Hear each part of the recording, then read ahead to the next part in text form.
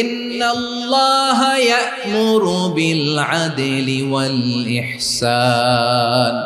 আমি তোমাদেরকে যেমনি আদলের নির্দেশনা দেই তেমনি ভাবে তোমাদেরকে ইহসানের নির্দেশনা দেই। ইহসান, আওয়াজ করে সবাই বলেন তো ইহসান। ইহসান মানে কারো প্রতি সফট হার্টেড হওয়া, মহানুভব হওয়া, অনুগ্রহ পরায়ণ হওয়া, অনুগ্রহশীল হওয়া, একে অপরের প্রতি দয়াদ্র হওয়া। একে অপরের প্রতি দয়াদ্র অনুগ্রহশীল হওয়া ছাড়া মানবিক সমাজ কশিনকালেও গঠন করা সম্ভব না। প্রিয় ভাইরা, সুন্দর আচরণ দিয়ে, ইহসান দিয়ে যা জয় করা যায়, নরম আচরণ দিয়ে যেটা অর্জন করা যায়, কঠোরতা দিয়ে সেটা পারা যায় না। বিষ্ণু ঈসা ইসলাম ইহসান দিয়ে, কোমল আচরণ দিয়ে, তার অনুগ্রহ দিয়ে তিনি অনেক কাফিরের হৃদয়কে জয় করে ফেলেছেন। সাইয়েদনা সুমামা ইবনে উসাল রাদিয়াল্লাহু তাআলা আনহুর কথা মনে পড়ে যায়। তিনি ছিলেন ইয়ামামার বাদশা।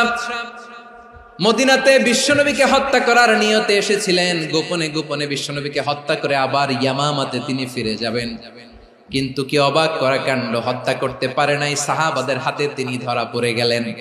সাইয়েদনা সুমামা ইবনে উসাল রাদিয়াল্লাহু তাআলা আনহু হত্যার নিয়তে আসলেন, কিন্তু হত্যা করতে পারলেন না। সাহাবারা ওনাকে ধরে ফেললেন, ধরে মসজিদে নববীর পিলারের মধ্যে বেঁধে রাখলেন। সুমামা ইবনে উসাল, সিরাত থেকে শুনে, সিরাত থেকে শোনাচ্ছি, রাদিয়াল্লাহু তাআলা আনহু ইয়ামামার অধিপতি ছিলেন। বিশ্বনবীকে হত্যার জন্য আসছেন, ধরা পড়ে গেছেন, এখন মসজিদে নববীতে বেঁধে রাখছেন। তার মানে বন্দী। এখন স্ট্যাটাস কি? বন্দী, ক্যাপ্টিভ। তো বিষ্ণু ঈসা ইসলাম সাহাবাদেরকে বললেন, তার খোঁজ খবর নিও, সুমামা ইবনে উসালের খোঁজ খবর নিও। সাহাবারা বলেন, ইয়া রাসূলুল্লাহ, আপনাকে হত্যা করতে এসেছে, তার তো কঠিন ক্যাপিটাল পানিশমেন্ট হওয়া দরকার, কঠিন শাস্তি হওয়া দরকার। বিষ্ণুনবী বললেন, না, আমি যেটা জানি তোমরা সেটা জানো না, তোমরা সুমামার সাথে ভালো আচরণ করো। বিশ্বনবী সুমামার কাছে গেলেন। প্রথম দিন যে তিনি কালেমার দাওয়াত দিলেন, ইমানের দাওয়াত দিলেন, ইসলামের দাওয়াত দিলেন, রিসালাতের দাওয়াত দিলেন, আখিরাতের দাওয়াত দিলেন। পরের দিন যে বিশ্বনবী সালাতের দাওয়াত দিলেন, যাকাতের দাওয়াত দিলেন, ইসলাম কি, কিভাবে, কেমন করে পালন করতে হয় চমৎকার আর্টিকুলেট করতে শুরু করলেন। তন্ময় হয়ে সুমামা ইবনে উসাল রাদিয়াল্লাহু তাআলা আনহু বিশ্বনবীর কথাগুলো শুনতে আরম্ভ করলো। একদিন নয়, 2 দিন নয়, টানা 3 দিন বিশ্বনবী সুমামার কাছে ইসলামকে প্রেজেন্ট করেছেন, উপস্থাপন করেছেন। আওয়াজ করে বলেন, কয় দিন? 3 দিন। 3 দিন মসজিদে নববীতে বাঁধা। আর সাহাবীদেরকে বললেন, তার খোঁজ খবর নিও, তোমরা যে রুটি বানাও এর মধ্যে সবচেয়ে ভালো আটার রুটিটা তারে দিও, সবচেয়ে রিফাইন্ড খেজুর, যেটা পিওর খেজুর, এটা তারে দিও। আর বিশ্বনবী নিজের ওট থেকে দুধ দহন করে ওনার বাড়ির এক কর্মচারীকে বলেছেন, দুধ দহন করে সুমামার জন্য নিয়ে যেও। সুবহানাল্লাহ পড়বেন না? সবাই তো অবাক, ইয়ামামা থেকে আসছে নবীকে হত্যা করতে, বিশ্বনবী দেখে তারে জামাই আদর করে। 1 দিন নয়, 2 দিন নয়, টানা 3 দিন বিশ্বনবী এভাবে সুমামার কাছে যেয়ে ইসলামকে প্রেজেন্ট করতে আরম্ভ করলেন, ইসলামকে উপস্থাপন করতে শুরু করলেন। আর তাকে চমৎকার এন্টারটেইনমেন্ট, আপ্যায়ন দিতে আরম্ভ করলেন। টানা 3 দিন যখন ইসলামের দ্য বিউটিজ অফ ইসলাম, ইসলামের সুমহান বাণী, সৌন্দর্য তার কাছে উপস্থাপন শেষ, তাকে আপ্যায়ন শেষ, বিশ্বনবী বললেন সাহাবাদেরকে, যাও এবার সুমামার হাতের পায়ের রশি দুটো খুলে দাও। সাহাবারা তর্ক জুড়ে দিলেন, লা ইয়া রাসূলুল্লাহ, এমনটা করবেন না তো, ভয়ঙ্কর ভয়ঙ্কর খুনি, কি জানি কি হয়ে যায়। বিশ্বনবী বললেন, না, তার হাতে পায়ের রশিগুলো খুলে দাও। সাহাবারা বিশ্বনবীর কথা মতো তার হাতে পায়ের রশিগুলো খুলে দিল। সুমামা মুহূর্তের মধ্যে মসজিদে নববী থেকে বের হয়, ইয়ামামায় ফিরে না যে মসজিদে নববীর পাশে একটা খেজুর বাগান ছিল, সেখানে চলে গেলেন। সেখানে একটা ছোট্ট কুয়া ছিল, কুয়ার পানি দিয়ে তিনি গোসল করলেন। সুবহানাল্লাহ পড়েন। কুয়ার পানি দিয়ে গোসল করে মসজিদে নববীর সামনে এসে বিশ্বনবী এবং সাহাবাদের সামনে দাঁড়িয়ে সাব্বাবা উঁচু করে বললেন, আশহাদু আল্লা ইলাহা ইল্লাল্লাহ ওয়া আশহাদু আন্না মুহাম্মাদান আবদুহু ওয়া রাসূলুহু। আমি সাক্ষ্য দিচ্ছি আল্লাহ ছাড়া কোনো ইলাহ নাই, আর মুহাম্মদ আল্লাহ তাআলার প্রেরিত বান্দা এবং রাসূল। প্রিয় ভাইয়েরা, ইহসান দিয়ে যা জয় করা যায়, কঠোরতা দিয়ে সেটা কশিনকালেও জয় করা যায় না। আওয়াজ করে বলেন ঠিক কি না?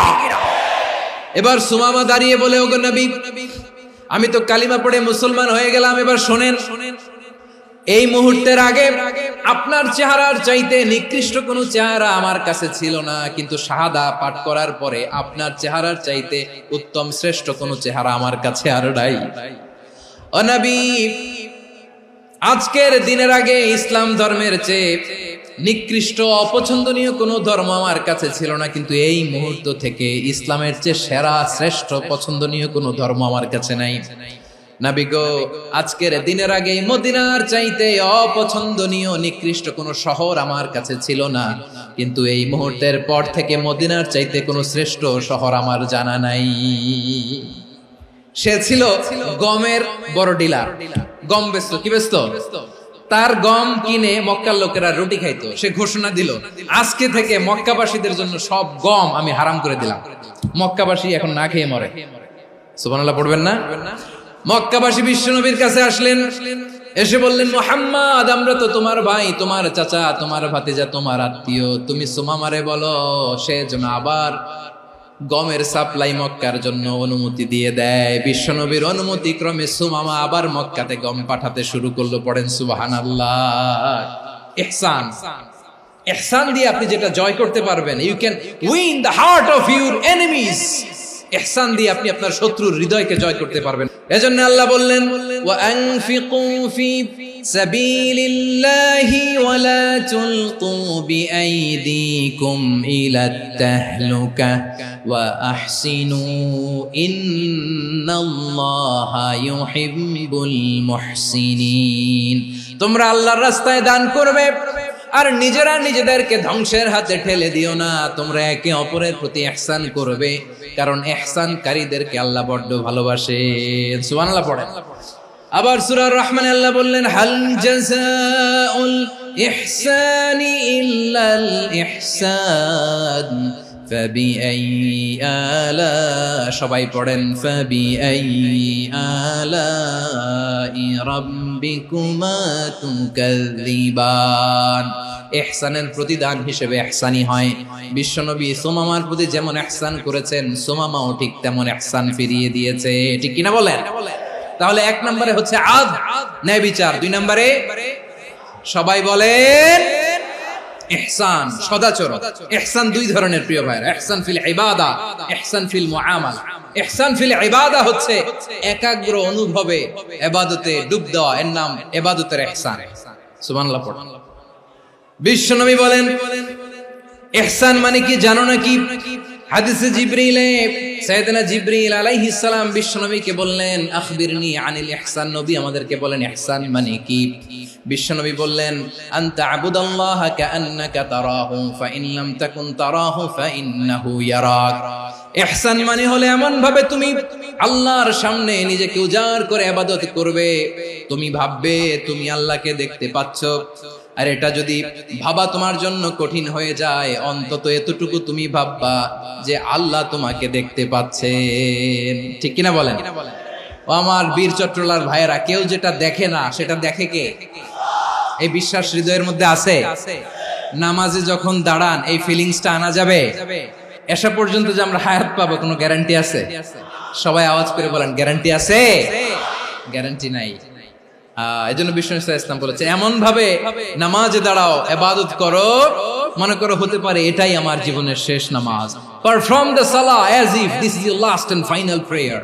এমন ভাবে সালাতে দাঁড়াও, ভাবো হতে পারে এটাই তোমার জীবনের শেষ নামাজ। এমন ভাবে নামাজে দাঁড়াও, ভাবো এটাই শেষ নামাজ। তাহলে নামাজে একাগ্রতা বাড়ায় দিবে কে? ফলে ইবাদতের ইহসান আমাদের অর্জিত হবে। আর মুআমালাতে ইহসান হলো, বিশ্বনবী বলেন, ইন্নাল্লাহা তাবারাকা ওয়া তাআলা كتب الإحسان على كل شيء فإذا قتلتم فأحسنوا القتلة وإذا ذبحتم فأحسنوا الذبح وليحد أحدكم شفرته وليرح ذبيحته। ইহসান দুই ধরনের, আওয়াজ করে বলতে হবে কয় ধরনের? একটা হচ্ছে ইহসান ফিল ইবাদা, ইবাদতে ইহসান। ইবাদতে ইহসান কি? একাগ্র অনুভব দিয়ে ইবাদত করা, মন প্রাণ দিয়ে ইবাদত করা। আর মুআমালাতে ইহসান কি? সব কাজে, দৈনন্দিন কাজে, কর্মে, সামাজিক অ্যাক্টিভিটিতে কোমলতা প্রদর্শন করা, অনুগ্রহের সাথে সবকিছু করা, আল্লাহ তাআলা ইন্নাল্লাহ তাবারাকা ওয়া তাআলা কাতাবাল ইহসানা আলা কুল্লি শাই, তিনি সব কিছুর ব্যাপারে ইহসানকে আবশ্যক করেছেন, সবকিছু।